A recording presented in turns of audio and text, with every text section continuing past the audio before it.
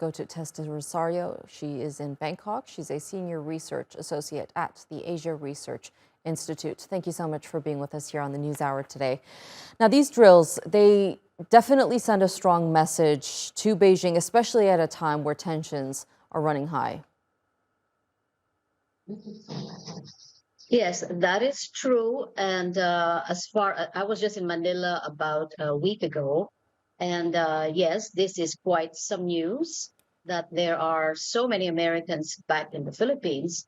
But on the other hand, just to have a bit of a historical perspective, the Philippines is the first colony of the United States in the early 20th century. And there has been a military presence, if not a civilian presence, in the Philippines for a very long time. In 1992, the Senate decided not to ratify the continuation of the military bases, which sent the Americans packing, so they left. That was 30 years ago. This return of the Americans is certainly creating a lot of waves in the Filipino mindset. For one, it does restore the traditional relationship between the United States and the Philippines. And I would argue that this is somewhat of a very full, complete, comprehensive restoration, which I would also argue is by and large accepted and welcome by most Filipinos. Right. Just give us some more insight into why we're seeing so much backlash from Filipinos who are uncomfortable with so many American soldiers being stationed in the Philippines. Well, I would not call it a backlash. Sure, there is some opposition, even within the Philippine Congress, no less headed by the president's senator sister, Amy Marcos. But I would be cautious about saying that there is a large protest movement, the likes that we have not seen since the anti-US sentiment in the 90s. I don't think you have that now. As I mentioned to you, I was in the Philippines about a week ago and I stayed for 3 weeks. And honestly, those protests did not make the news.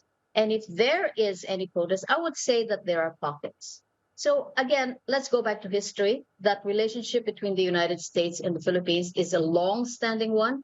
And by and large, the sentiment is very pro-US. And a lot of our compatriots still look at the United States as a promised land. Many go there for vacation. Many go there to get educated. Many go there to migrate. There are about over 1 million Filipinos in the United States.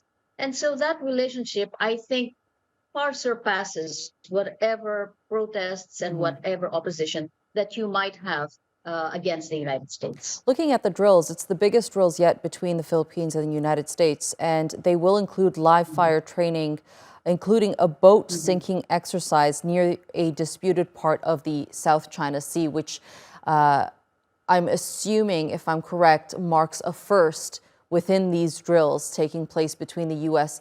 and the Philippines. What is the message they're trying to send to China here? I think the message is fairly clear.